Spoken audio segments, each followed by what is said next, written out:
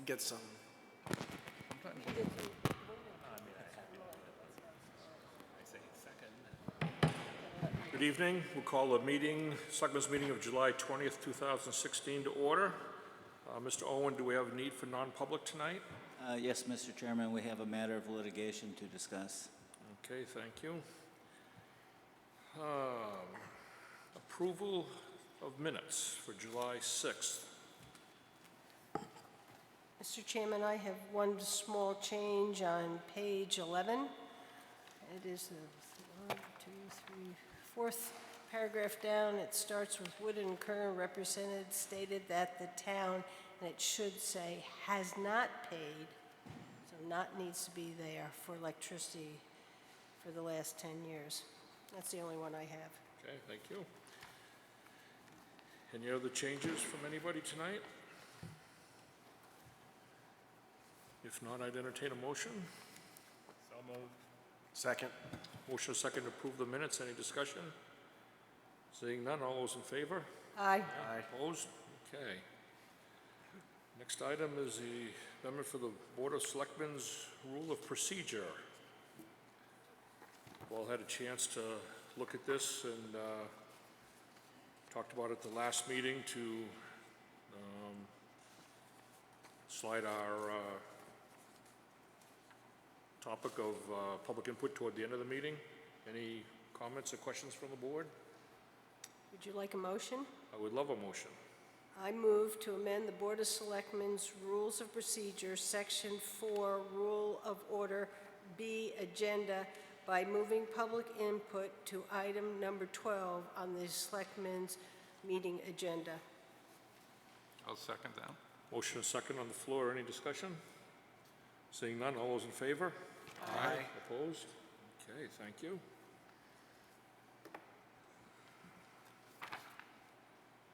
Let's see. Public hearing for a temporary outdoor event. Wolfeboro Parks and Rec to hold the Jim Foley bench dedication on August 4th, 2016 at 4 p.m. at Cape Park. Christine going to speak to that for us?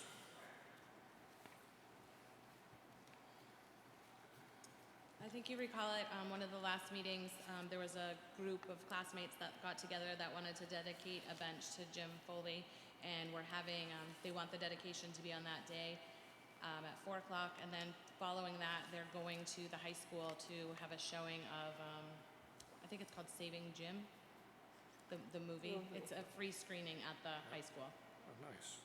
So they're just gonna dedicate the bench and then move on to the high school. Let's see, this is a public hearing. I'll open up the public hearing to anybody that would like to speak or comment or ask any questions. Seeing none, we'll close the public hearing. Board members, any questions or motion on this?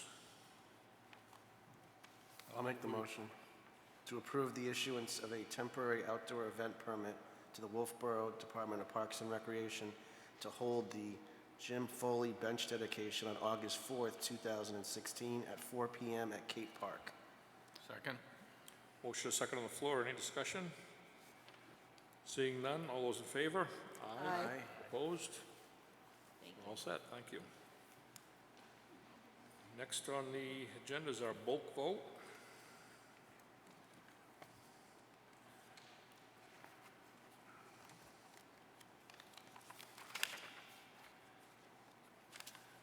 Do you have any questions or comments, or are we ready for a vote on that?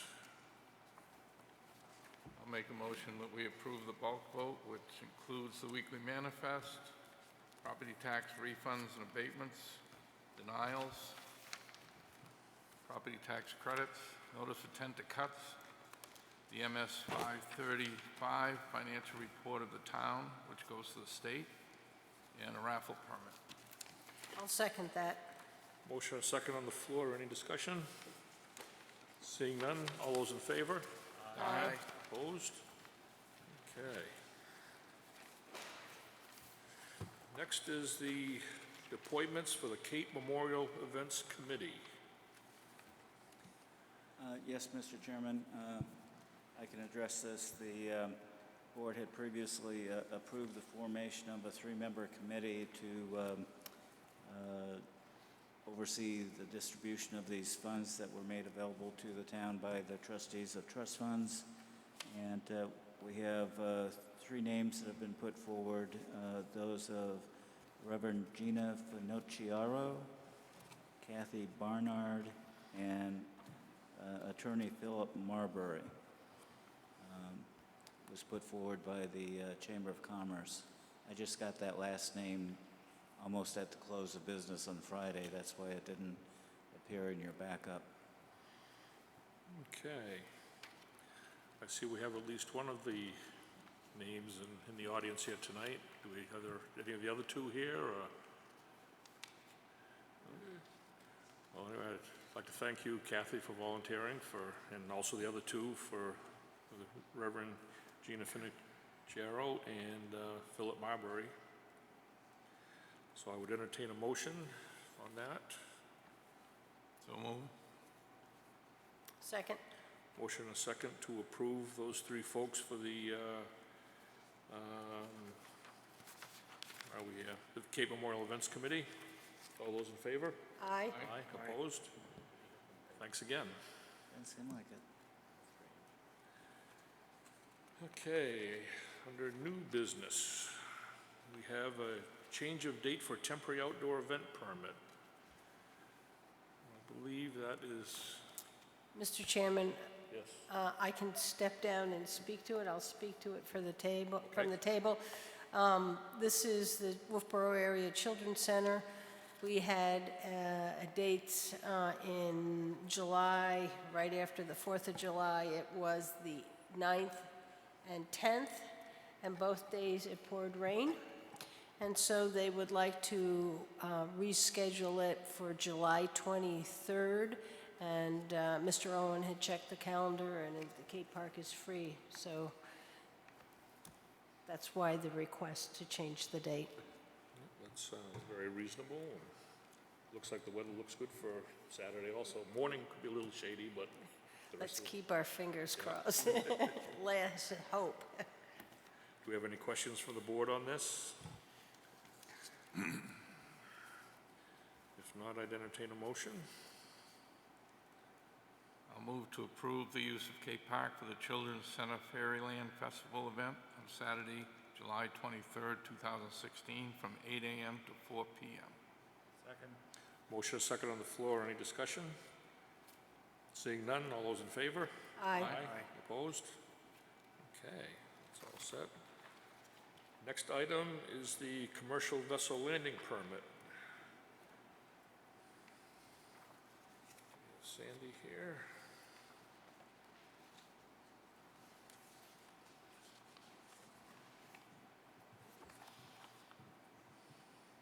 Hey, Hi, Sandy. Sandy McKenzie, Captain, U.S. Mailboat.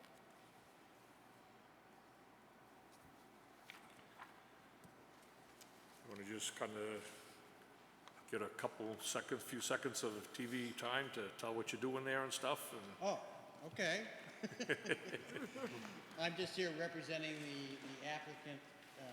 The boat is actually owned by Dive Winnipesaukee, which I lease for my enterprise as far as under my contract for the Postal Service for delivering mail to the islands in eastern Lake Winnipesaukee,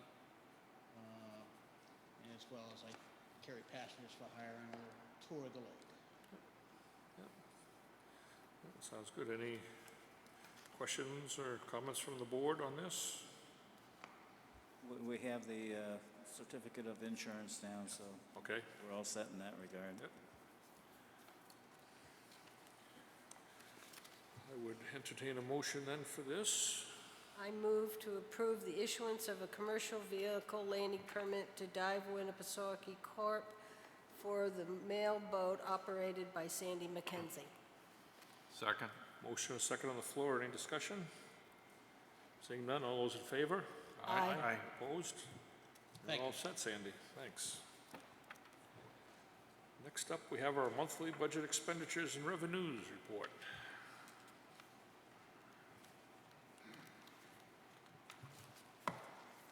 Good evening, Pete Chamberlain, Director of Finance.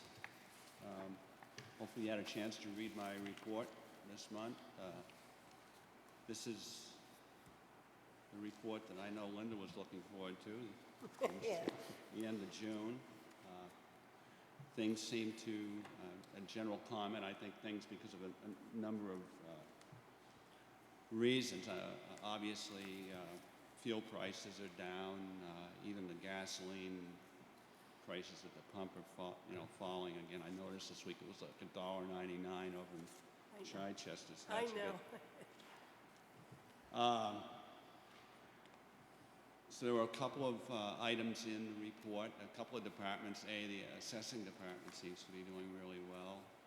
Obviously, because of the lack of snow, Abenaki has a fairly decent surplus in it. Also, in general, health insurance over the entire budget is under, at this point, about $30-some-odd thousand after I had a chance to have Jeff take a look at it this week. So I thought it was a little more than that, but it's not. So in general, I think the budgets I think we're headed in the right direction on this one. Are there any questions? I have just one quick one.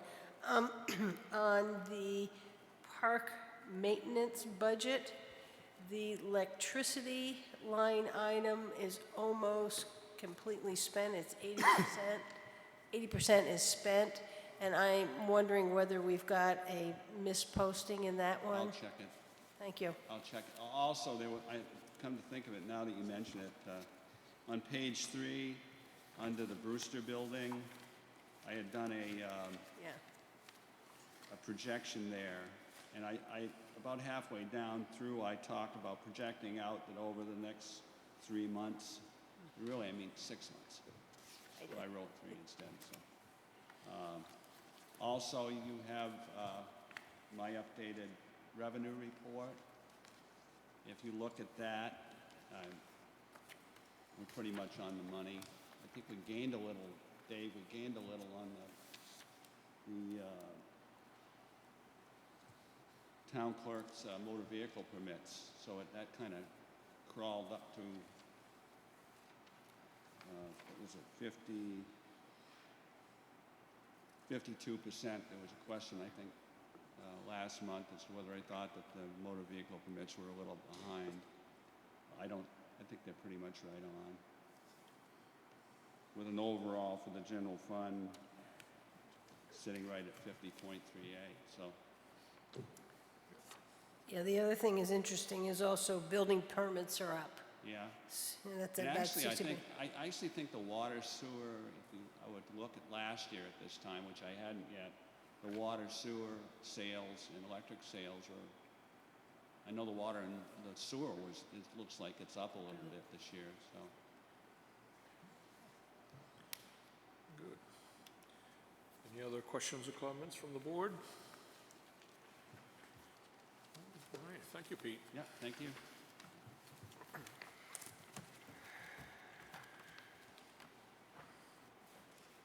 Next item is the discussion for a financial audit report for 2015.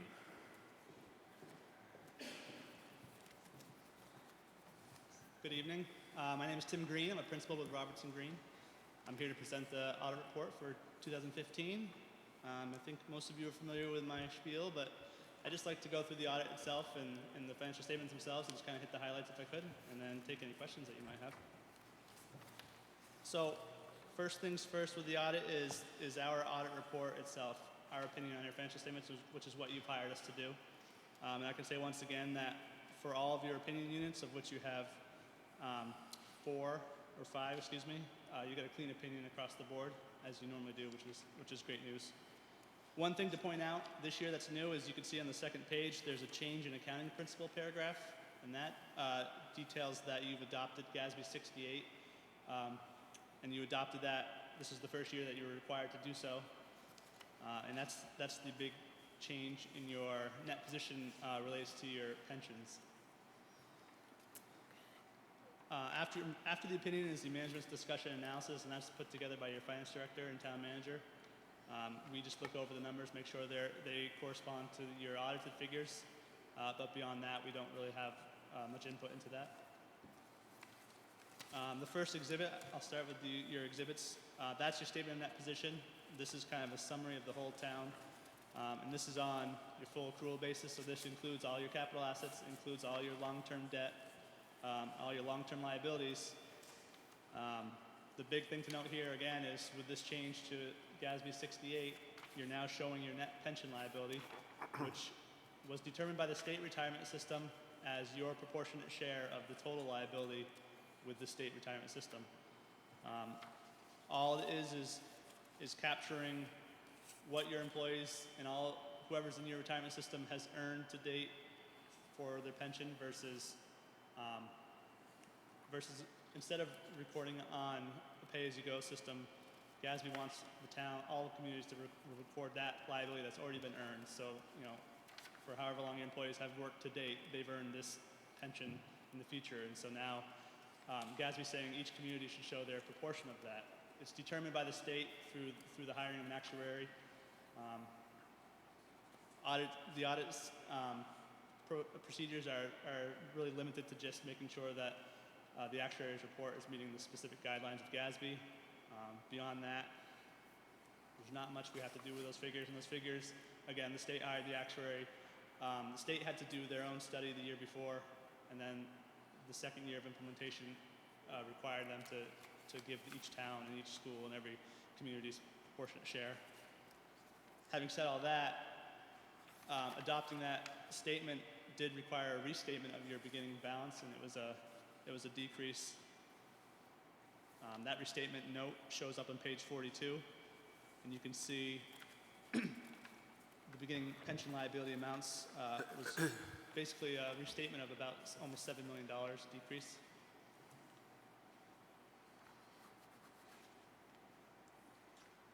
Exhibit 1, the other highlights to note. Your total governmental activities, which includes your general funds and special revenues, capital projects, and most of your trust funds.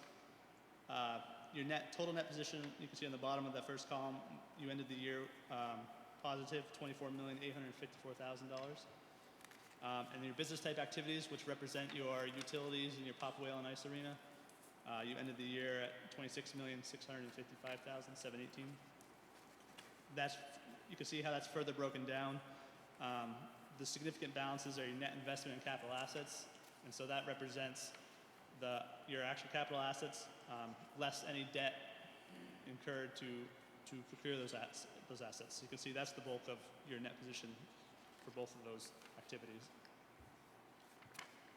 Exhibit 2 further breaks down your statement of activities, shows your expenditures, your expenses, and the related revenues to those functions, as well as any general revenues the town has. So you can see your total governmental activity expenses were $12,826,000, and your total business type activity expenses were $11,636,000. The bottom, you can see that the change in your net position for the year ending 12/31/15. In your governmental activities, your net position actually increased by almost $2.5 million, and your business type activities net position also increased by almost $1.5 million. And again, those are from the restated figures, so you can see your beginning net position was restated down to $22 million, approximately $400,000 for governmental activities, and $25 million for the business type activities. Switching to Exhibit 3. This is your governmental funds. This is on a modified accrual, so it's not. So this is where you report each fund and you report it without capital assets or long-term liabilities. This is more of your annual activity. So it's basically a balance sheet for your major funds. This year, your major funds are your general fund and your capital projects fund. All the other funds for the town, all the other governmental funds for the town are combined in this other governmental fund category. So you can see your total fund balance for the year ended 12/31/15, again, for the general fund was $2,939,672. Your capital project had a balance of $807,000 in it. And then the combined total of your other governmental funds was $1,339,987. Those other governmental funds are further broken down on Exhibit 16 and 17 for your information. Those are found in the back. Exhibit 4 is a reconciliation between the two different types of accounting. Your full accrual, which is your net position statements, and then the modified accrual, which is your governmental fund statements. So you can see the differences between the two, the bulk of which, again, is your capital assets. You can see you have about almost $51 million in capital assets, and then an accumulated depreciation of just over $15 million. You can also see that you have long-term liabilities for bonds outstanding of over $8 million, and there's that net pension liability of $6,604,000. So this basically just details how you get from the $5 million fund balance in the governmental funds to the $24,854,000 net position. Exhibit 5 is your statement of revenues, expenditures, and changes in fund balance. You can see here, again, it's for your major funds, and then a total column for your non-major funds. The change in total fund balance for your general fund, you can see, was a decrease of $144,024. In your capital project, you can see the change in fund balance was an increase in $873,249. An increase in a capital project typically means you have ongoing projects. You've borrowed the funds. You can see here you had long-term debt issued of $4,101,000. So likely not all of that project has been completed, and hence you have a fund balance existing there until those projects are completed. And then the third column, you can see that your other governmental funds had a combined decrease in fund balance of $38,563. Exhibit 6, again, a reconciliation between the two accounting standards, or two accounting bases. This shows how you go from your governmental fund, the change in fund balance of your governmental funds, to the change in net position of your governmental activities. So you can see that during the year you capitalized just over $6.5 million in capital assets, and you record depreciation expense of almost $1 million. And here you can see again that the issuance in bonds is not other financing source. When you look at your net position, that just becomes a long-term liability. And there's various other items here that are detailed to how you get between the two figures. Now, Exhibit 7, that's your budgetary basis for the general fund. Budgetary basis is the standard that's it's not GAAP, but it's similar in that the only difference being with your taxes, you don't have to defer anything that's not collected after 60 days. Typically under GAAP, any receivable that doesn't get collected in a timely fashion is not considered available to actually use, and so you defer it. But on the non-GAAP budgetary basis, basically because of the way the state sets a tax rate, you don't defer those taxes. Once you've committed your property taxes each year, that's your revenue for that year. So you can see you have two columns for your budget, your original and final. The change represents any unanticipated revenues, or this year was a lot of donations, for example. Basically, it increases your budget, which is allowed under the statute. So both your revenue and your expenditures are increased by the same amount. You can see the net change in fund balance under your budget. That's what the town voted to use from their fund balance. So essentially, if all things match the budget, you expected to lose $600,000 on the year. If you follow that net change in fund balance column over to the actual, you can see that you only lost $112,647. So it was actually a more positive year on your budget than you had planned for. You can see total unassigned fund balance at the beginning of the year was $1,618,634. And with that decrease, with that net change in fund balance, you ended the year at $1,502,524. That is further broken down on Exhibit 18, 19, and 20. In the very back, I would say flip to Exhibit 20 if you're following along with me. I'll just highlight your budget activity. Your unassigned fund balance to start the year was $1,618,634. As I said, you voted to use $600,000 to reduce your tax rate.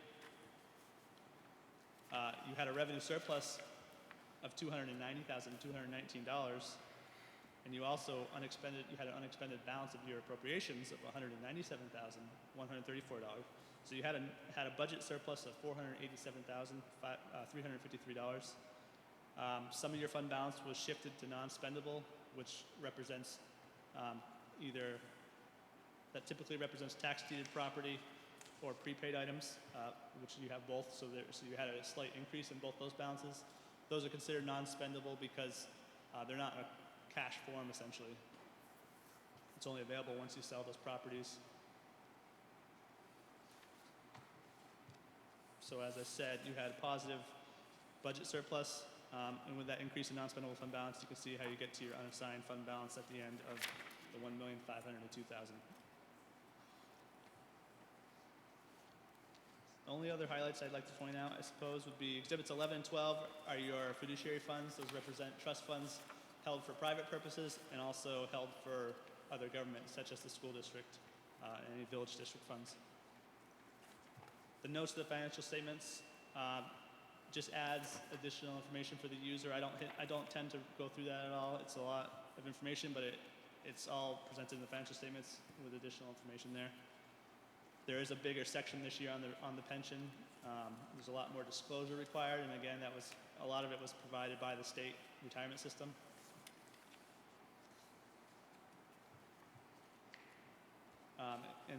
In addition, there's also two new exhibits, Exhibit 14 and 15, also relating to the pension liability requirement.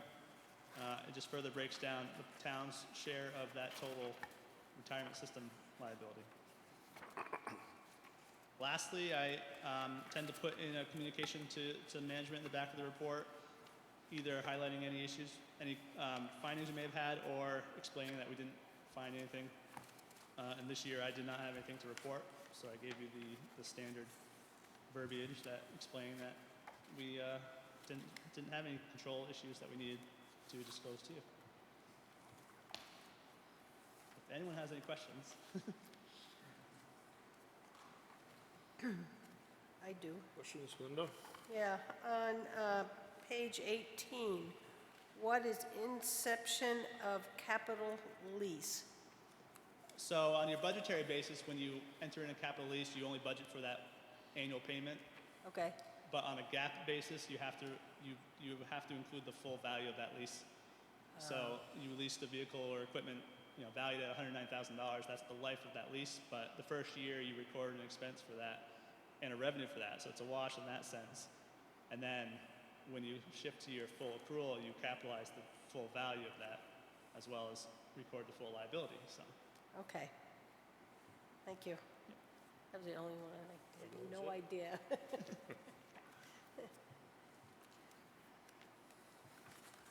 Definitely a lot of information to take in this report, so,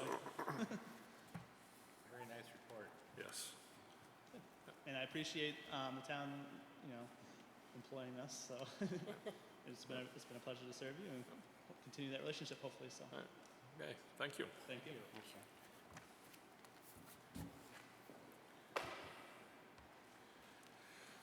Okay, next item on our agenda is a discussion on the Public Restrooms Committee report.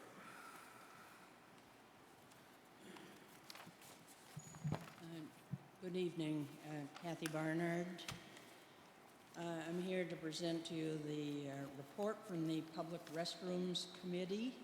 We were formed in the fall of 2015 and charged with developing a public restroom plan for the greater downtown area. I've sent a report to all of you, but want to acknowledge the committee members, Mrs. Murray, representing the Board of Selectmen, Bob Tuffer from the Budget Committee, Mary DeVries from the Chamber, Mr. Owen, Town Manager, Adam Tasker, representing Public Works, Rob Hausman from Planning and Development Director, and Christine Collins, Parks and Rec Director, and myself. We inventoried all of the public restrooms in the downtown area, and basically the year-round restrooms are at the railroad station, and they've existed for quite some time. The dockside restrooms are closed in the winter, as you all know, but we did have 2 porta potties there this past winter. Town Hall has restrooms, but town hall is not open all the time, except during the work week and then evenings when there are meetings in town hall.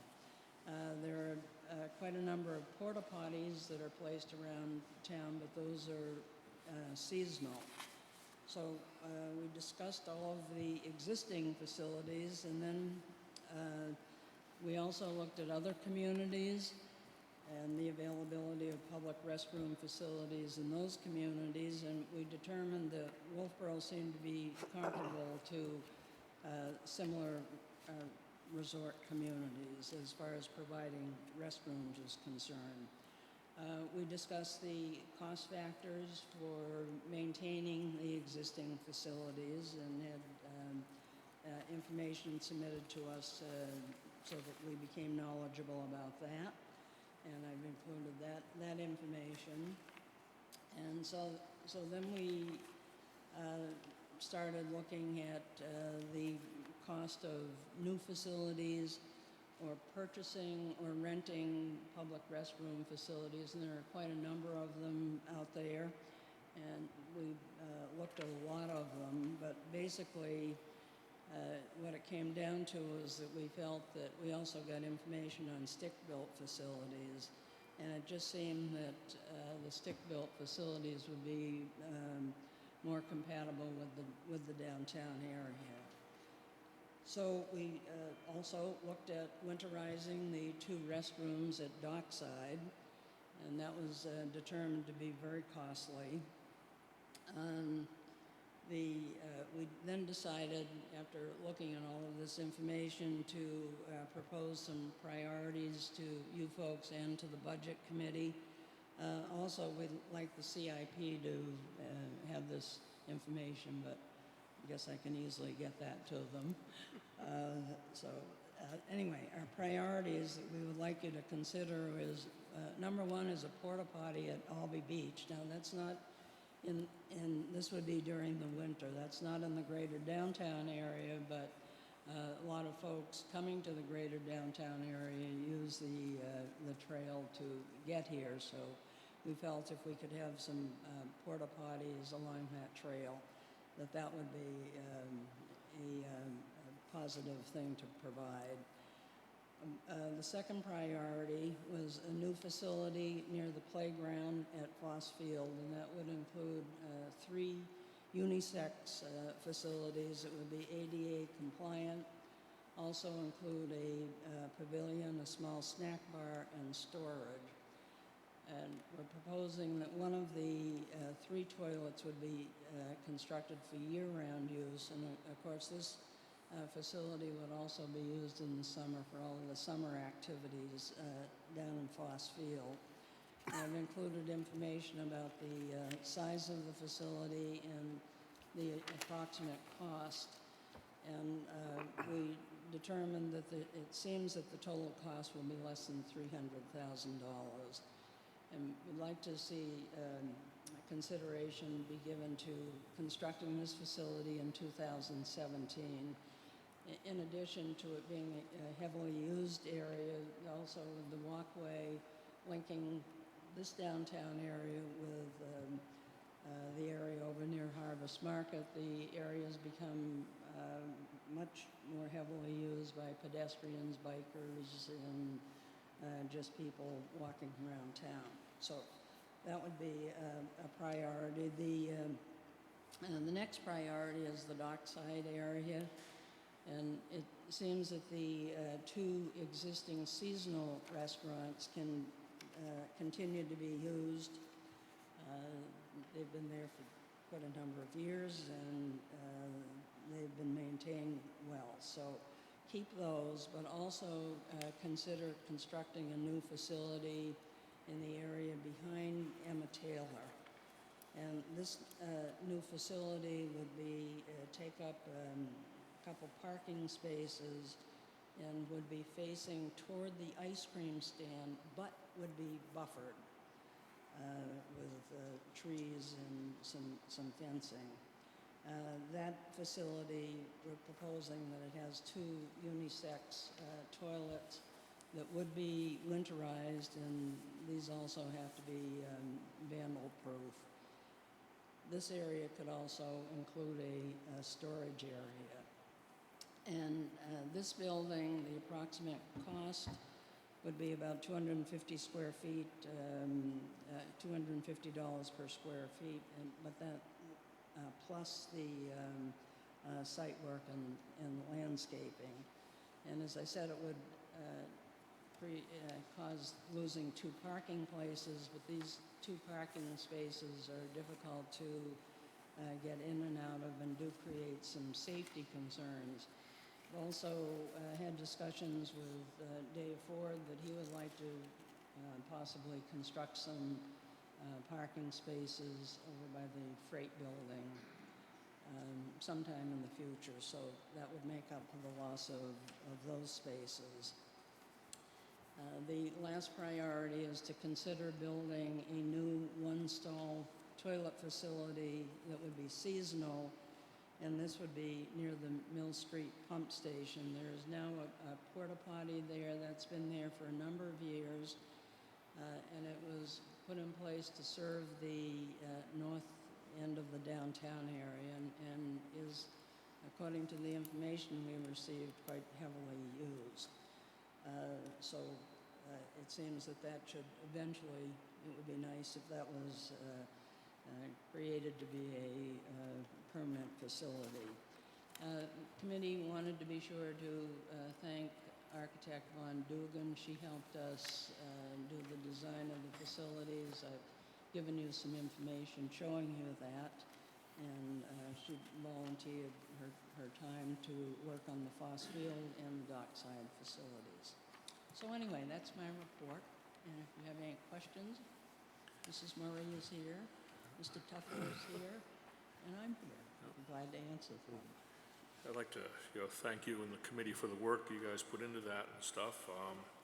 I'd like to make, I did a little bit of math on the dockside one you have there with the 13 by 18 foot at $250 a square foot, and it comes up to $58,500 plus the site work. I kind of rounded it off to about $75,000. In my mind, that's kind of a small amount of money to sit there and wait for a whole nother year for that one. So it'll be kind of my thought anyway would be we want to pursue this. I'd almost rather propose to do both of these at the same time. That's one thing this town's been waiting for, is some nice facilities in the downtown area for people to come in and use, and we do hear a lot of comments about that, so I just wanted to put that out for comment and thought anyway for the board to consider.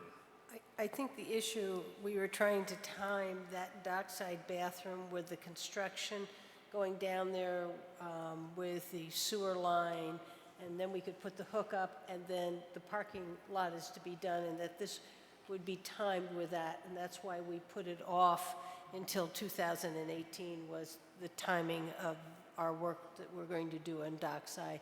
And I do not believe there's any sewer over there right now to hook it into, or we need new lines. I know Dave Ford wanted to repair that sewer line. It does run up towards the dockside building now, and I understand we'd have to tee off it probably to do this. Obviously, this work would have to be done before any of the parking lot would be done anyway. So even if we did a little bit a year earlier, it would still fit into any plans we had to redo the dockside area there also. But Well, I think that's probably a very good question for us to ask Mr. Ford, and I'd be more than willing, Right. Kathy and I can go and ask him that, about whether that could be done earlier. Okay? Okay. You might ask David Ford as well. I remember years ago, there used to be the New Hampshire League of Arts and Craftsmen used to have a building right there. Oh, yes, yes. right. So there may even be a sewer line there now and a water line. So Okay. it may be on some plans that David might have somewhere, but I know there was a store there at one time. Yes, there was, right. Yeah. So there may already be a water and sewer line in the ground there. Okay, It would tie into the dockside one. good point. okay. Dave? As a great proponent of the Laner Street cleanup, which was successfully done, I'd like to encourage the board and the town to go full speed ahead on the Foss Field program, because that's year-round. It can be used for athletics and changing and so forth.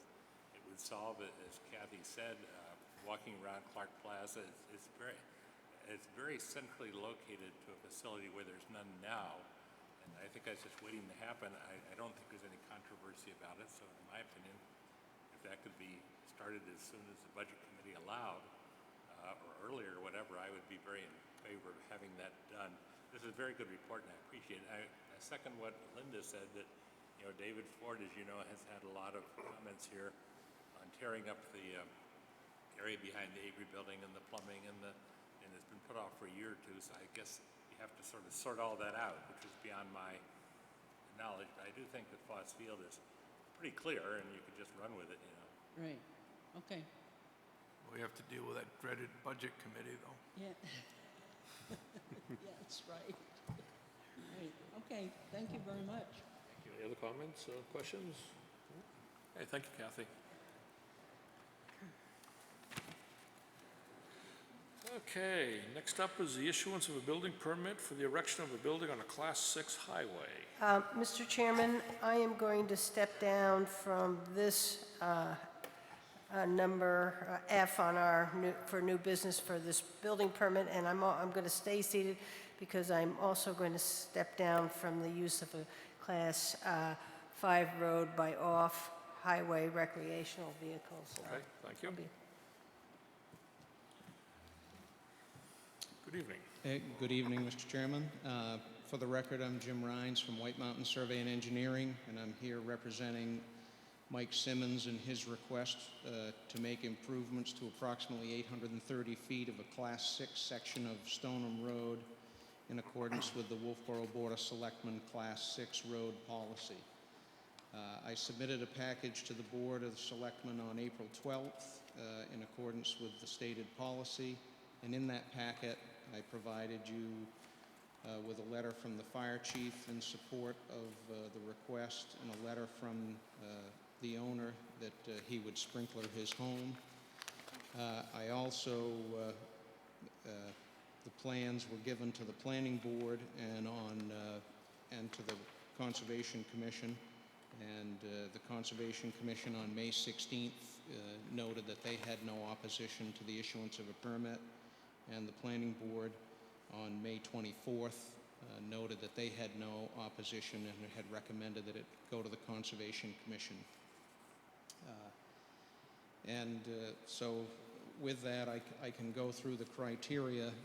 I've brought a plan since this is the first time I've been through this process. I wasn't quite sure what the board needed or wanted, but I can orient the board and the audience in that this is the end of the Class 5 portion of Stoneham Road, and then this is where the Class 6 portion commences and comes down here to this red part is where the start of Mike Simmons' lot is.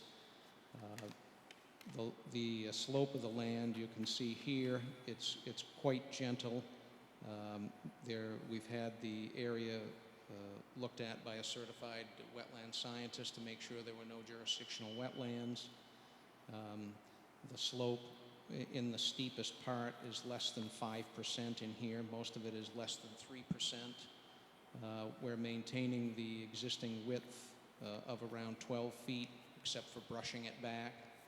With the exception of the last bit here, the fire department requested that we widen that out to 18 feet so that two vehicles could pass in the event of some sort of an emergency.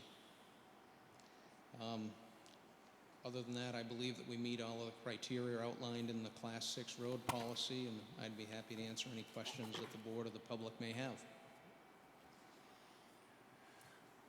Do board members have any questions, comments? Dave? Well, I guess I could just comment that staff has reviewed this, and staff is in accordance with Mr. Ryan's characterizations of the project here, and would support the issuance of the building permit. I gave you some language which incorporates the plans and a condition relative to the applicant producing evidence of notice of limits on the town's responsibility and liability being recorded at the Registry of Deeds before the building permit actually issues. Anything else? Do you want me to make a motion? Sure. I move that the Board of Selectmen approve the issuance of a building permit for residential dwelling structure on the Class 6 portion of Stoneham Road to be in conformance with the driveway plan and profile dated February 15, 2016, prepared for Michael and Deborah Simmons, tax map 104, Lot 11, by White Mountain Survey and Engineering, and subject to the condition that prior to the actual issuance of the building permit for this project, the applicant shall produce evidence that the notice of the limits of the town's responsibility and liability has been recorded in the Registry of Deeds. Second. We have a motion and a second on the floor. Any discussion? Seeing none, all those in favor? Aye. Opposed? Thank you very much. All set, thank you.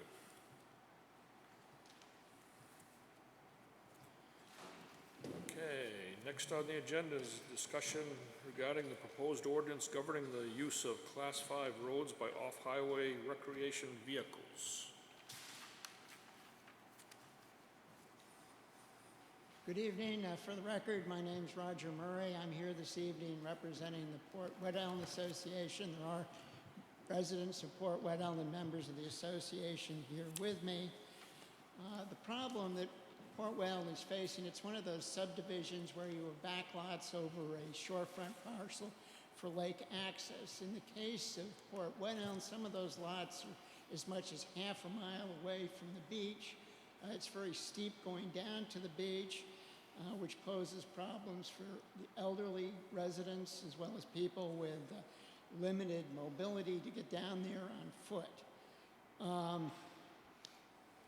We believe the solution is for the Selectmen to adopt an ordinance that allows the use of OHRVs, off-highway recreational vehicles, and most particularly golf carts registered as such, to be used to go from the individual lots down to the beach. RSA 215A, which governs OHRVs, does have a definition that would include golf carts. It allows the Selectmen to regulate OHRVs and also authorizes them to allow the use of OHRVs on Class 5 roads. Tom Tobine and Nord Rautenberg and I, their residents down there, met with Dave Owen, Dave Ford, and Captain Rondo back in June to discuss this. The upshot was that I prepare an ordinance that has been reviewed by Captain Rondo, by Mark Puffer. I've spoken with both of them. I've incorporated their suggested changes in the ordinance, and that's what you have before you this evening. Basically, it allows OHRVs, including golf carts, to use Port Wet Island, Winter Haven, Lloyd Roads, and Bernard Drive in the subdivision. It would be limited to travel between the individual lots and the beach area. You'd have to be a licensed driver to operate the vehicle. There's certain safety requirements. You'd have to keep to the extreme right. You'd have to yield to other motor vehicles. There'd be equipment requirements, including headlight and taillight requirements if the OHRVs were to be used after dark. Paragraph 6 of the ordinance I inserted at the request of Mark Puffer, and that provides that any claims would be waived against the town of Wolfeboro for its decision to allow the use of OHRVs on those roads. Also, at his request, I included paragraph 7, which incorporates the requirements of RSA 215A, which is the OHRV statute. There's also a violation section which includes provisions recommended by Captain Rondo. Fine for the first offense would be $600. It would go up $100 for each subsequent offense to a maximum of $1,000. And I'd be happy to answer any questions.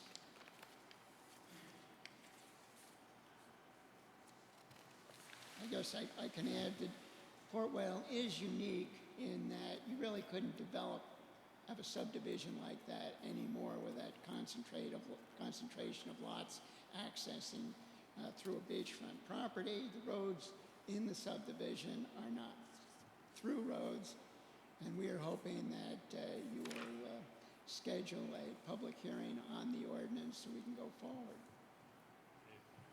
Dave? I read your proposal, and it looks very nice. It seems to me to be sort of a no-brainer, but I do have an off-the-map question for you. I have never been able to find out where the term Port Wedeln comes from. Of course, people pronounce it Wedelin, like they have Kankamaga's Highway. Do you know what the origin is? Somebody said it was from Switzerland. It's a skiing term, isn't it?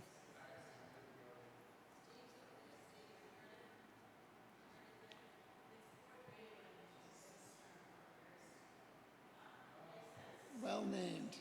Appropriate. No idea, right? No, she just said it over here. There. What did you say? Wedelin? Very steep hill. Well, nobody knew that years ago, so it means it's a steep hill in Switzerland. Okay. Thank you.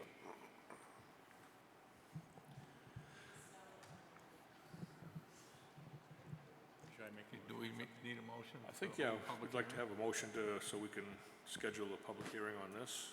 I'll make a motion that we schedule a public hearing for September 7th to adopt this ordinance.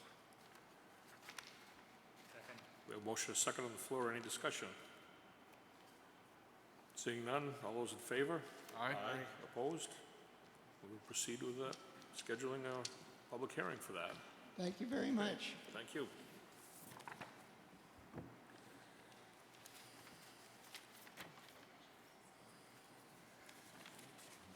Okay, next on the agenda is a discussion for duck and goose nuisance management.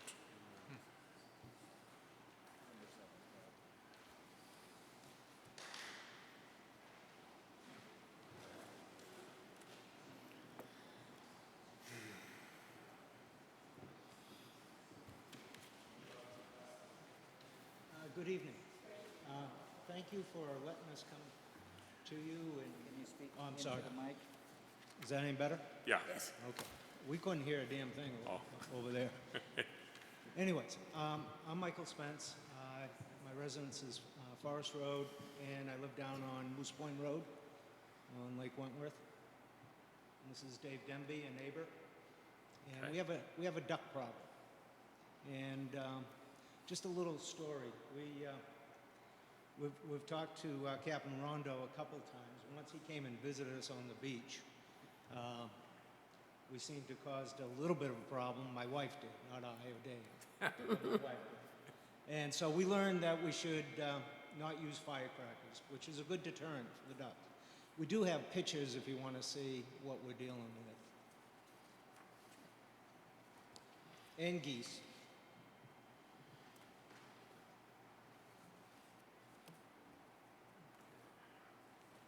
Oh, boy.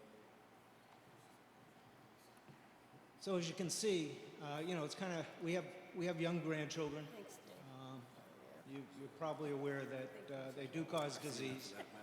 And unfortunately, even with the Park and Rec's best efforts, people feed them. And they're very tame. But when we met up with Captain Rondo, he suggested we see Mr. Owen, which we did last year. And we asked him, what can we do? And because fireworks crackers weren't an option. And so he said, talk to the selectmen. And Dave talked to Linda, Mrs. Murray. And she pointed us to go talk to Captain Rondo. Called Pass the Buck. So we made the rounds. And we did talk, and we had a very good discussion. And I don't know if you want to say some stuff in a moment. But we put together a note or a letter that, I don't know if you've seen the copy of it. Yeah. And basically what we're looking for is permission to use firecrackers. They're effective. We've tried other things. And, you know, I've got a $70 bird be gone sitting in my garage. That's how effective it was. So we're hoping that you allow us to use firecrackers to scare them, because nothing else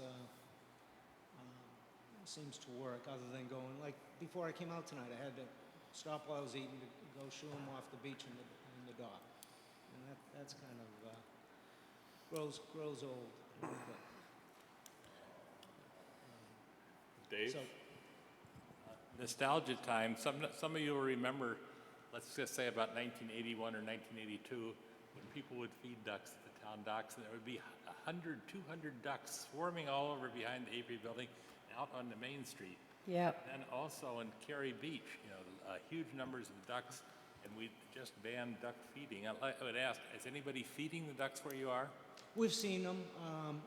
You know, they're out there. People come down early in the morning and late at night after the lifeguards have left. So it's, But people used to buy like 100-pound bags well, of we corn. haven't seen anybody, you know, bringing a sack, but I've seen people and we've yelled at them. And also, I think somewhere in the Wolfeboro annals, of course, I haven't read them for a number of years, there's something where you can use firecrackers for, quote, agricultural purposes, end of quote, on our law already, like scaring away rats, but I'm not sure. Well, these are rodents with feathers, as far as I'm concerned. So anyways, what I learned from the captain was that Mr. Owen does have the right, I assume with your consent, to give us permission to use firecrackers as a deterrent. And that's basically what we're asking. I don't know if you want to. We had a good discussion with the captain. Good evening, Honorable Board. I'm Captain Rondo, the Executive Officer for the Wolfeboro Police Department. One of the things that I do want to talk about with the duck problem, of course, you're all familiar with duck itch, and Albee Beach seems to be one of the areas in town that's plagued by it, and of course it's spread through duck droppings. This is an interesting solution because I know we have a town ordinance that prohibits Class C fireworks, but I think this is one that might work relative to what these gentlemen want to do, but it also may help abate some of the duck itch problem down on Albee Beach. When I went down there the first time, after the shots fired call, and the entire police department is rushing to that location, there was obviously a duck problem down there, and some of the suggestions, you know, cutouts and plastic owls and so forth, some of the normal predators that would prey on the ducks figured it out, you know, so the owl is covered in duck droppings, and the cutout coyotes, so to speak, just don't seem to have the impact you would expect them to have. It is an interesting dilemma. I think it's one that the firecrackers may work, and certainly they are a good deterrent, certainly up to the board, but we don't see any issue with it. The police department doesn't see any issue with it, and it may help keep the ducks away from Albee Beach, or at least cut down. Maybe they'll flock somewhere else on Lake Wentworth. So, thank you. I'll just add one thing, is that firecrackers are fairly easy to use, they're inexpensive, and they're effective. So I just hope that you could, you know, give us permission to do it this way. Not, the other things that we've tried haven't been anywhere near as effective. And they do seem to have some memory of the noise, and it doesn't last forever, but it is a helpful way to do it. I guess one question I would have, are you planning on using these on your properties, or are you planning on bringing them No, over to on the our beach area? Or, okay. Well, we have beach property, Yeah, so so it'll we be in use it, front of your- but not on the town beach. Yep, no. okay. Can anybody else do it on their property if they have a duck problem, or is this for this specific property? We need to address that. I was wondering whether we did something like do a pilot program to see how it works, to grant them permission for this summer, and we may want to do it so people anybody else who might want it would come to get our permission. But I think we should see how it works, see what the response is from the community from having firecrackers going off on a regular basis. It would let the police know that that was going on, so we don't have the whole police force. And we've been very successful with pilot programs to kind of gather information. So that would be my suggestion, and then we could take a look at it. And We'd expect that it'd be a year-to-year thing, just for the obvious reasons. So, we'd look forward to come back if there was no objections next year to say, can we do it again? Right. Versus carte blanche. Yeah, personally, I think it's worth trying, and it'd be a good idea to see if it works where you guys are and stuff, and work, obviously, keep in touch with the PD to see, if they have any issues with other people, complaining or something about it, the neighbors or whatever, and just get a feel for how the whole thing would go. So I'd be in favor of doing this. We'll work out the coordination piece and the liaison piece. We'll also keep our Parks and Rec director in her, so she can inform her staff as to what's going on. And then, of course, we'll be able to report back whenever the Honorable Board wants us to come back and report, and we'll be able to talk about complaints and noise issues and so forth and so on. I really don't suspect that there will be much. And I should have said that their property does abut Albee Beach. It's right next to it, right on the right-hand side.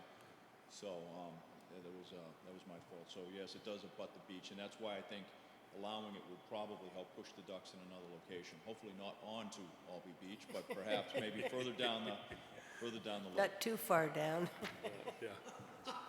At the other end of the lake there, yeah. I'm going to give this to you guys. This is another option you may want to consider. I have a few customers that use it. It's a motion-activated, sound-actuated sprinkler that shoots a 45-second spray. And it's specifically designed for critters like ducks and geese. It's $49. You can get it online or at Lowe's. And, obviously you're not going to be there all the time to use the firecracker technique, but it does work. So it puts out a pretty shrill sound, too.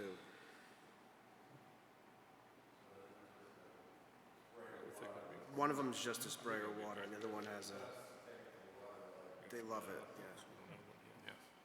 So, What does this do? Is this, so it'll hook to your hose, and it's motion activated, so when the animal approaches it, it's gonna blast up to 45 feet in whatever angle you set it at.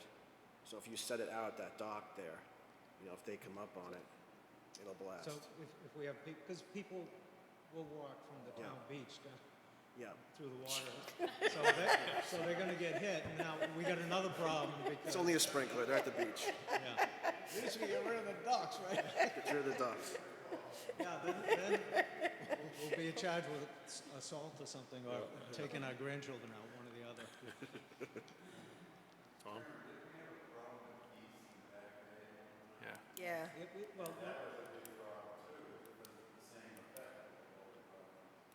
Yeah. We sent them to the goose farm. Yeah. That's Right. correct. They netted up. No?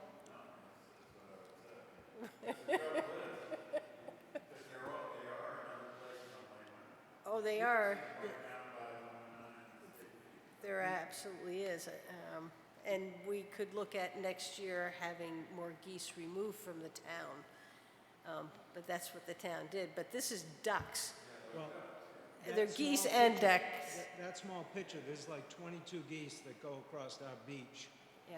Well, they were down our way earlier this year, so I'm glad they're down So by you you now. shushed them this way? They're all over the place. They go up to Epiphany Farm and they love the green grass up there, and then they come down right over. Yeah. Yeah. Yeah. Okay, any other comments? No, I'll make a motion that we allow Michael Spence and Dave Denby to use fireworks to try to control the geese and ducks on their properties on Lake Wentworth adjacent to Albee Beach, to be coordinated with the Wolfeboro Police Department as much as possible. Could I ask a question? Could I ask a question Sure. on that motion? Could that include our wives too? Or is that? Yes. Yeah. Those See, property Those owners. two properties, at least at Okay. this point. And then we're granting this for 1 year and then review it? Yep. Add that, if you add that, I will second it. Okay. We're not trying to scare the wives away. Understand. Okay, we have a motion and a second on the floor. Any discussion? All those in favor? Aye. Opposed? Okay, thank you. Good luck with that. All right, thank you. And we'll coordinate if you want to start. All right. Thank you very much. Okay, brings us up to old business. Do we have any old business to discuss I tonight? have one. I would like to propose that the board appoint an ad hoc committee to investigate the extension of town docks, to look at the need for some drop-off space, and to evaluate the impact of summer events that close a large portion of the town docks. As you heard tonight, how successful the restroom committee has been. I think this is another way for us to try to deal with our dock problem. And Mr. Bowers had brought to our attention the need for drop-off space, and this committee could really put another report together and give the town some direction. I think that'd be a good idea to take a look at that also for the downtown area there. Yep. And I was thinking maybe a couple people from the chamber, a couple board of selectmen, somebody from the planning department, probably somebody from public works. A similar kind of makeup that we did for the restroom. So I'll make that a motion. I make the motion that the board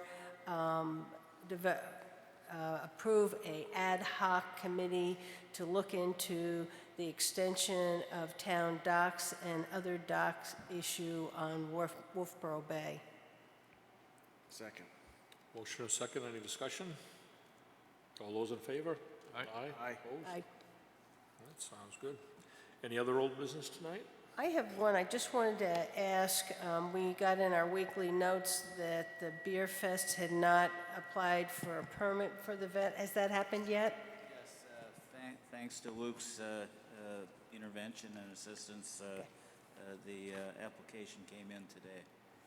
Okay. Okay, so that's early enough for him to Yeah. process. Yes. Any other old business? Any other business? I have one other business. I would like to propose that the Board of Selectmen and the Planning Board sponsor a reception for Rob Hausman on September 6th from 4 to 6 p.m., and that the funds for this come out of the board's miscellaneous account. Mr. Hausman has been with the town for 20 years. He has been our planner. He has been the department head of planning and development, and he has acted as acting town manager many times for the town and had to deal with many events. And so I'm hoping that I will get support to go forward with that. I am sure Kathy Barnard from the planning department would help me get that pulled together. In the interest of full disclosure, I think you should tell what Mr. Hausman told the town manager and the Board of Selectmen, because it will affect my vote.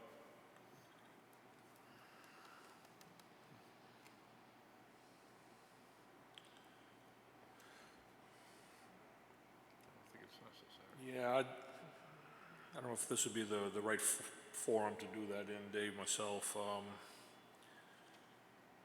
know, it's, I think that, you know, Rob has been working here for 20 years and you know, deserves some respect, and, you know, this type of thing would be appropriate, I would think, so. I think I'd just leave it at that myself. Any other comments? So what you're saying is you and Kathy will put something together? Yeah, if you'll give us the money out of our miscellaneous account. I don't Right, know. Kathy, you'll help me? Yeah. So that's a motion. Depends on how much we got left in there. Oh, we have plenty for that. I'll make that as a motion, that the board hold a reception, a goodbye party for Rob Hausman on September 6th from 4 to 6 p.m., and the funds for that event will come out of the board's miscellaneous account. Second. Motion is second on the floor. Any discussion? All those in favor? Aye. Opposed? Abstain. One abstention. Okay. Any other business? My abstention is because of the town manager and the action that I thought was reprehensible taken by Mr. Hausman, okay?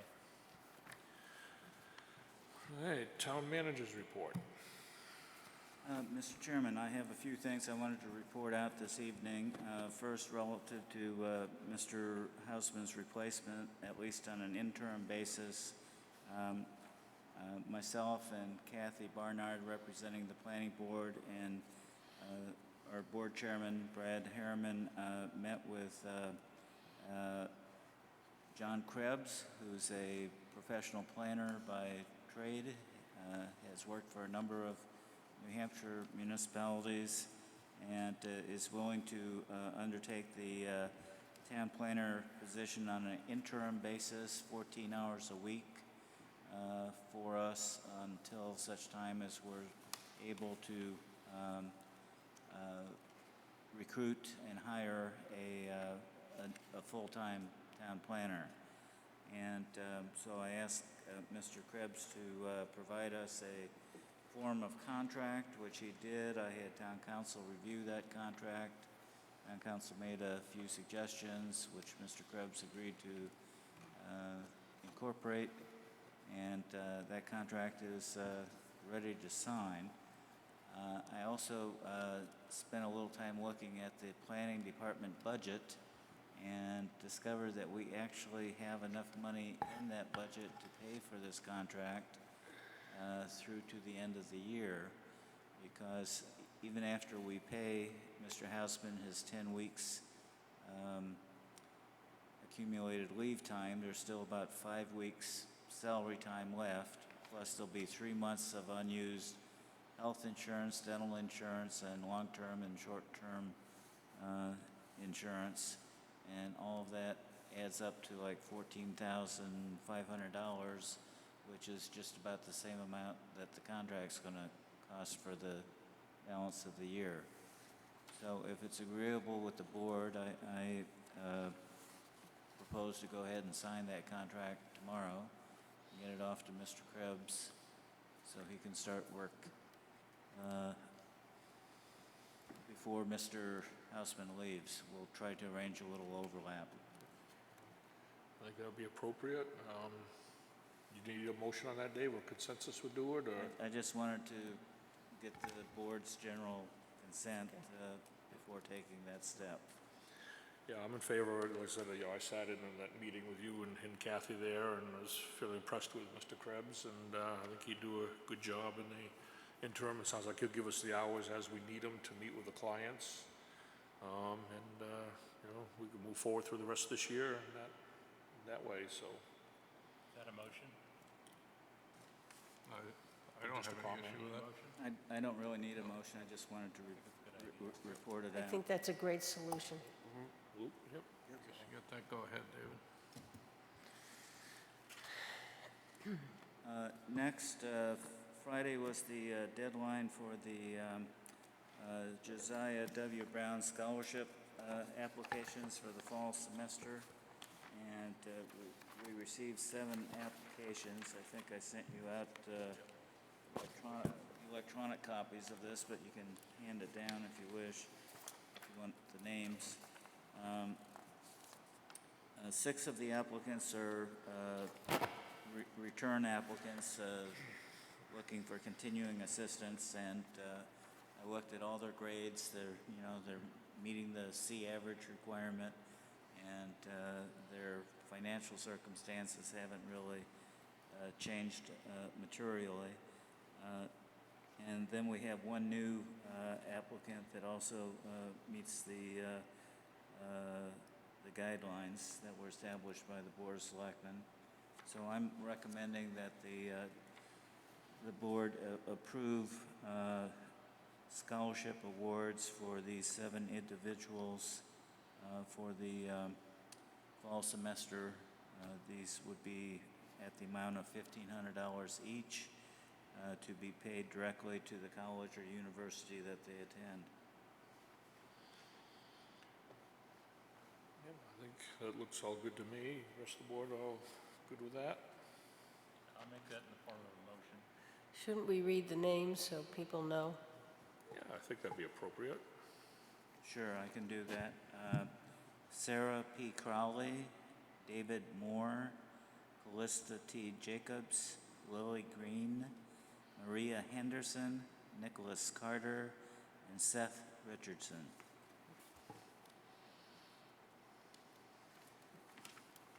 We can give you a copy here. Do you want a motion for this? Yeah, I think a I motion. move that we award the Josiah Brown Scholarship of $1,500 to the 5 people Mr. Owen just read their names. 7. 7 people that Dave Owen just read their names. Second. Motion and second on the floor. Any discussion? All those in favor? Aye. Opposed? Okay, next, I learned today, I was informed today that Senator Jean Shaheen will be in town tomorrow to walk the Cotton Valley Trail. She will be here to promote outdoor recreation and its impact on the economy. And she has selected the Cotton Mountain Trail to make that point. She's going to be walking with a group from Mast Landing to Albee Beach. And I was asked to see if any town officials would be available to join her. It's at 1:30 p.m. I told Mr. Owen I was willing to walk. Yeah, I'll be busy that rest of that day, but all day, but I think that'd be great. Okay, Sounds like very you good. got one anyway. Good. Our insurance company, Primex, and their insurance adjuster has notified us that they've arranged to have one of the clock faces on the town clock tower here. They're going to remove a clock face to remove one hand and one numeral so that they can be shipped to the lab for meteorological, is that the right word? Testing. They're trying to, there was a squabble about who was responsible for the damage to the gold letter, the gilding. And so they're going to try to make a determination, if it was the original paint was not the right specification or whether there was some acidic damage, which we thought that was the cause. So that work is going to happen in 3 to 4 weeks. It's going to be the clock face off the north side, off the parking lot here, so it won't be obvious riding down Main Street or anything, but one of the clock faces will have one of the hands removed and a numeral removed. Did they have any indication how long they would need it? Well, just that it would take 3 or 4 weeks for it to get that lined up, and that they'll provide us a more detailed timeline regarding the completion of our investigation. And nothing specific how long it's going to take.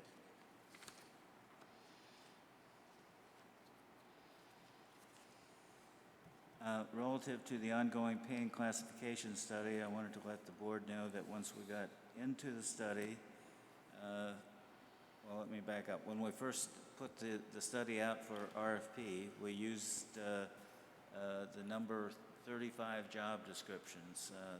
That was the basis of the proposals that we got. That was the number that I got from Human Resources. But as we got into it, we found that we have a lot more job titles of full-time employees than 35.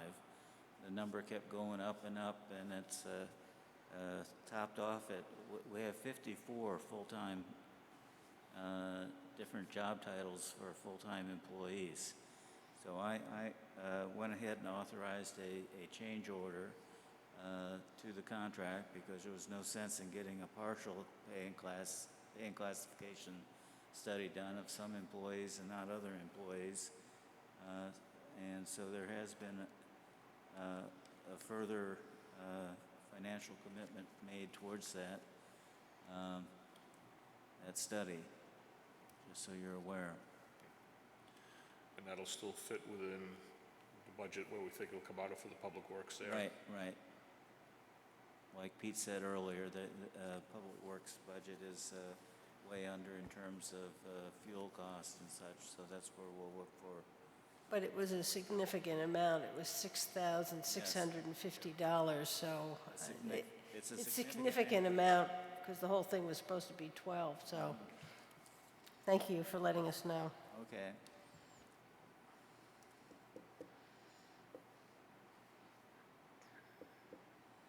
The Newtown website is being worked on. They're presently migrating information, data from the current town website to the new town website. They've been sending us all sorts of comments and questions, and so we've been busy responding to all of those things. We are planning a training for the town employees that work with the town website in terms of updating information and, putting information on the website and how you do that. That's going to be on August 3rd, and then the Newtown website is scheduled to go live on August 5th. So just so you're aware that is going on. Mr. Owen, is there going to be somebody who is going to be kind of the head like Mr. Hausman used to be? Or is there one main troubleshooter, I think is what he's been? It'll be, well, Mr. Hausman will still be here at that point, and Pete and I've been handling the majority of the informational inquiries coming through on it.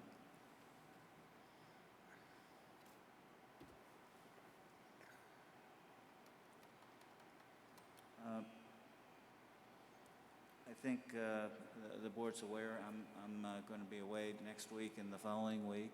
Mr. Hausman will be serving as the acting town manager during that period, and that will include attending your next meeting on August 3rd and helping Ann with the agenda preparation for that meeting. Oh, and the town clerk wanted me to let you know that there will be an election workshop on Thursday, July 28th, that's next week, in the Great Hall from 9 until 11:30 a.m. With the Secretary of State's office. And she says here that the Board of Selectmen should attend. So I'll be there.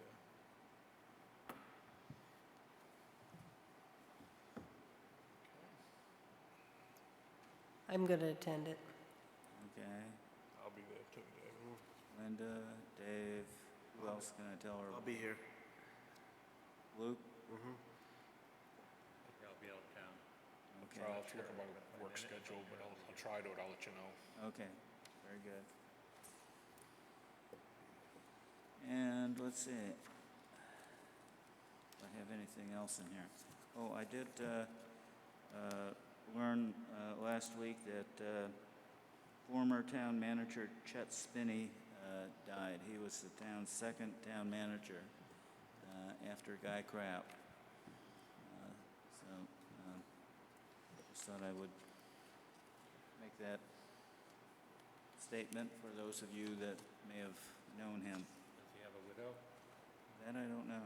Maybe we should just send a letter of consolation or something. Oh, okay, good.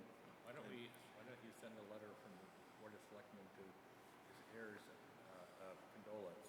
Okay. Yeah, I think that'd be appropriate. That's a good idea, Dave.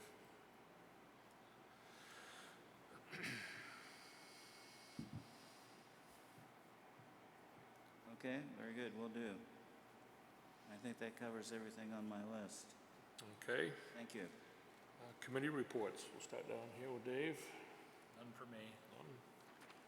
Zoning Board of Adjustment last night. And I'm also been to 2 meetings recently with Carroll County Coalition of Public Health. And there's another one on Thursday, tomorrow. Let's see, I had, I think it was a week and a half ago, we had a community TV meeting. And unfortunately, I was committed to another meeting last night, so I missed the planning board meeting. But if there's anything Kathy wanted to share with us, it was startling at the meeting. I'm sure she'd be happy to let us know, but no action taken, okay? Yeah, oh, you missed me, thank you. Other than that, that's all I had. I went to the Chamber Social last Wednesday, and the Library Foundation was the business or entity that held the social, and they gave a excellent report on their foundation's fundraising, which is in its non-public phase, and that gave us a kind of a design of what might possibly be the new library. I went to the Chamber Executive Board meeting, and I'd also like to inform the board that DASH work will be starting in town on July 5th. That's next Monday. So people in the community will see us there, and we are not contaminating the water, which at one point somebody called the police thinking we were spewing chemicals into the lake where it was just the dirty bottom of Back Bay. So they should be there next week. Thank you. Luke? I had budget on the 12th, and it's the only meeting I've been to. So, budget season starting. Okay, questions from the press? No? Okay, we will open up to public input. Anybody here from the public that would be sitting here very patiently all evening? And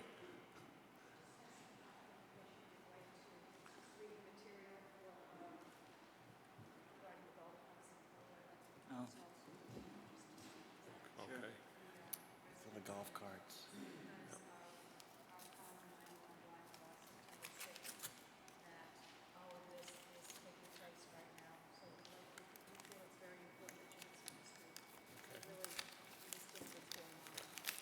Okay, you understand there'll be like, schedules, there'll be a public hearing that everybody will be able to really feed in, but. Okay, thank you. Okay, I guess I'd entertain a motion to go into non-public. I'll make a motion